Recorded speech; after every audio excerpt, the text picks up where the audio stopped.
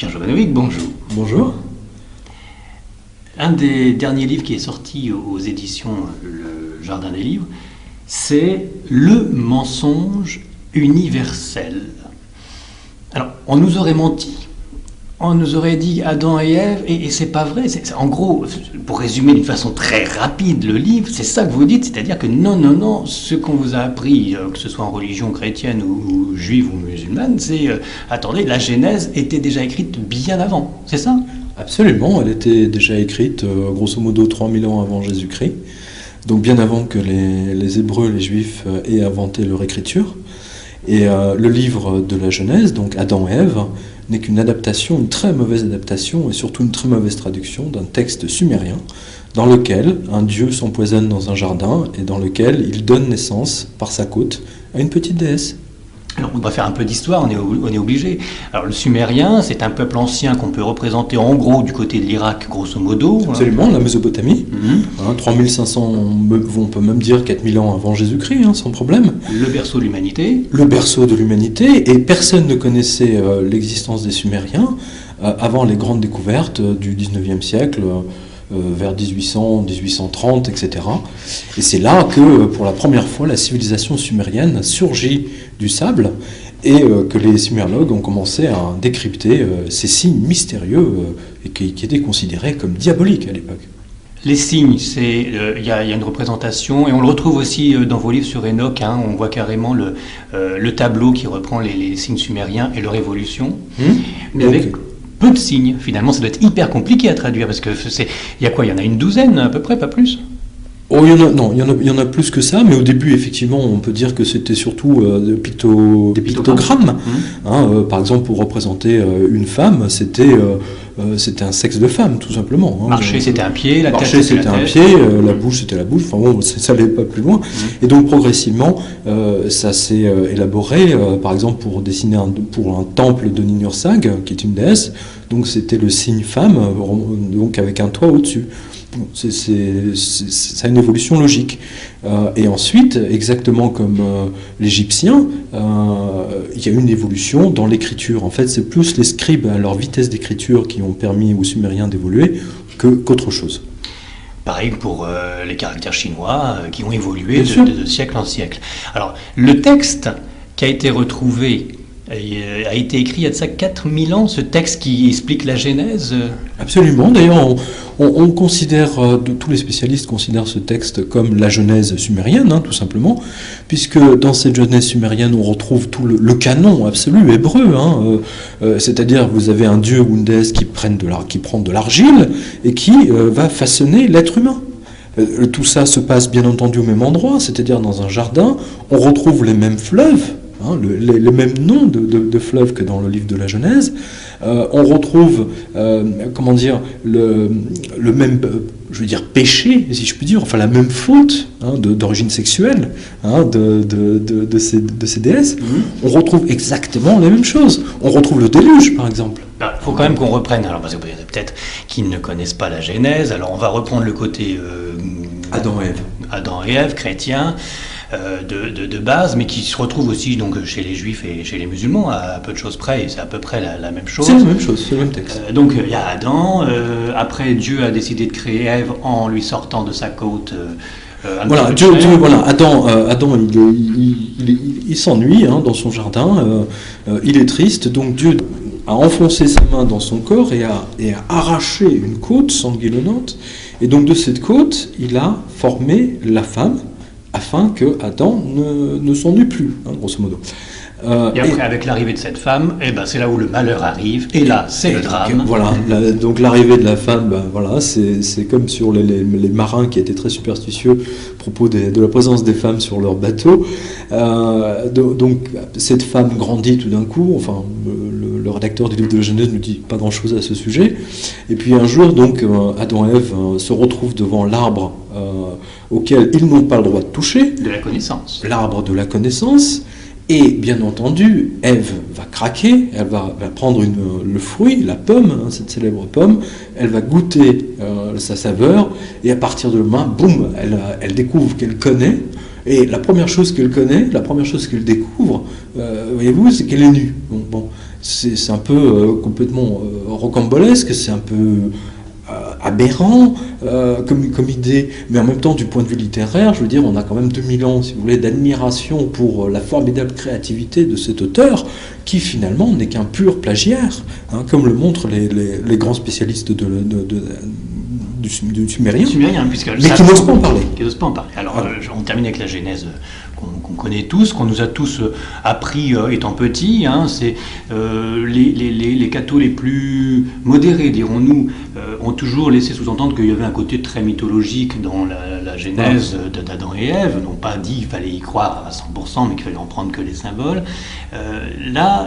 Le paradis donc est enlevé à Adam et Ève parce que voilà, ils ont croqué à l'arbre de la connaissance. Et les textes qui ont été retrouvés et traduits d'une façon brillante, les textes sumériens, remontrent pas mal donc de passages, comme vous l'avez dit. Bien sûr. Mais en donnent d'autres. Il y a des moments, c'est pas du tout en corrélation. La côte, par exemple, ça se retrouve pas dans le sumérien. Si, on le retrouve, la côte. On la retrouve. C'est justement au moment... je veux dire, on va expliquer l'histoire. Grosso modo, c'est l'histoire d'un dieu qui, à force de consommer trop de déesses, déclenche la jalousie de sa femme, la déesse Ninursag, et donc elle va, alors qu'il vient de faire l'amour avec une déesse, elle arrive, elle enlève le sperme de la jeune fille et le répand sur l'herbe. Et elle s'en va. Elle maudit, hein, elle va maudire son mari, puisqu'il la trompait. Là où le sperme de ce dieu s'est répandu, vont pousser 8 plantes de nature différente. Alors il y a l'arbre douce, il y a les épines, enfin bon, il y a tout un tas d'arbres qui en fait, pour les spécialistes, sont surtout des jeux de mots. Mais avant d'être des jeux de mots, sont des plantes guérisseuses, hein, que les médecins utilisaient à l'époque. Et lorsque le dieu revient dans ce jardin, il découvre donc ces plantes absolument extraordinaires, mais lui, c'est un dieu, et dit, mais je ne connais pas ces plantes, pourtant je suis censé les connaître. Et à côté de lui, il a son conseiller qui l'encourage à goûter. D'ailleurs, il va lui-même arracher une branche ou une feuille de chaque arbre, il va lui faire goûter. Et donc il découvre le goût de ces arbres et il décrète leur destin. C'est quelque chose de très important pour les Sumériens, c'est décréter le destin de quelqu'un ou de quelque chose. N'oublions pas que l'astrologie, par exemple, quand on lit notre astro dans le Figaro Madame ou dans les autres magazines, eh bien c'est un héritage pur et dur des prêtres sumériens, puisque c'est eux qui ont inventé l'astrologie, l'association du destin à une étoile ou à un dieu. C'est-à-dire qu'à la limite, on n'existe pas tant qu'on n'a pas de destinée. Exactement. On n'existe pas tant qu'on n'a pas de destinée, comme pour les Égyptiens, si vous effacez votre nom d'une stèle, vous n'existez plus. C'est quelque chose de très important pour les Sumériens. Et donc, ce dieu, en ayant goûté les 8 plantes, ne savait pas qu'il s'était goûté lui-même, puisque c'était ses propres enfants, si je puis dire. Donc, il a goûté ses enfants. Il a mangé, même si c'est des plantes. Et là, il tombe gravement malade, et là, la déesse, alors là, elle le maudit, elle lui lance un sort, elle lui lance un sort, puisque c'est comme ça, tu vas mourir, etc. Et donc, il se meurt, et les autres dieux sont très embêtés, parce que comme Enki est le dieu des eaux douces, s'il n'y a plus d'eau douce, s'il n'y a plus de pluie, si les rivières ne coulent plus, etc., l'ordre du monde est bouleversé. Donc, ils vont essayer de retrouver la déesse pour qu'elle lève son sort, pour qu'il ne soit plus maudit, pour qu'il ne meure plus. Alors, on résume l'histoire, et donc la déesse revient, n'est-ce pas?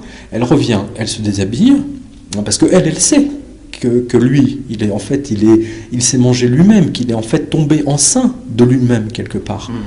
Et elle lui dit, puisque tu as mangé ces plantes, sache que ce n'est pas aux hommes de tomber enceints, mais c'est aux femmes. Donc je vais enlever les 8 mots que tu as en toi, et je vais accoucher de ces mots, je vais accoucher des enfants que tu as répandus sur la pelouse. Grosso modo, c'est ça. Et lorsque ce Dieu lui dit, lorsqu'elle lui demande « tu as mal où ?», Alors imaginez par exemple qu'en sumérien, le crâne se dise prana, d'accord? Elle dit, tu as mal où? Et le dieu lui répond, j'ai mal au crâne. Alors elle lui dit, eh bien je prends ce mal en moi, et je le transforme dans mon corps, et j'accouche de la petite déesse Doli. Doli Prane. C'est un jeu de mots. Un jeu de mots pour nous, pour qu'on comprenne ce qu'il y avait. Voilà, c'est un jeu de mots pour nous, mais c'est un jeu de mots également dans le texte sumérien. C'est le même style. C'est le même style. Donc, j'accouche de la petite Doliprane. T'as mal à la tête, boum, allez. D'accord, mais Doliprane n'existait pas à l'époque. Doliprane n'existait pas. En revanche, donc, quand il arrive, par exemple, quand elle lui dit j'ai mal à la côte, j'ai mal à la côte, elle dit je prends le mal en moi et j'accouche de la petite déesse Ninti. Parce que en sumérien, en Ninti, c'est la dame de la côte, mais en même temps la dame qui donne vie. C'est-à-dire qu'elle accouche, c'est celle qui donne vie. Et à la fin du texte, le dieu Enki, qui est guéri, et tout va bien, etc., donc il fait des cadeaux à chacun des 8 enfants. Et quand il arrive à Ninti, à la petite déesse, eh bien, il la nomme la reine des mois. Pourquoi la reine des mois? Parce que vous avez 6 côtes à gauche et 6 côtes à droite. Et parce qu'il y a les chiffres aussi qui sont liés. Bien sûr. Alors, il y a des donc les 12 côtes, partout. voilà, les 12 côtes. Donc les Sumériens connaissaient très bien le nombre de côtes qu'on avait. Donc ils avaient une médecine déjà extrêmement élaborée, comme le prouve leur tablette. Et donc tout ceci, vous voyez, donc la naissance de cet enfant à partir d'une côte, elle est là.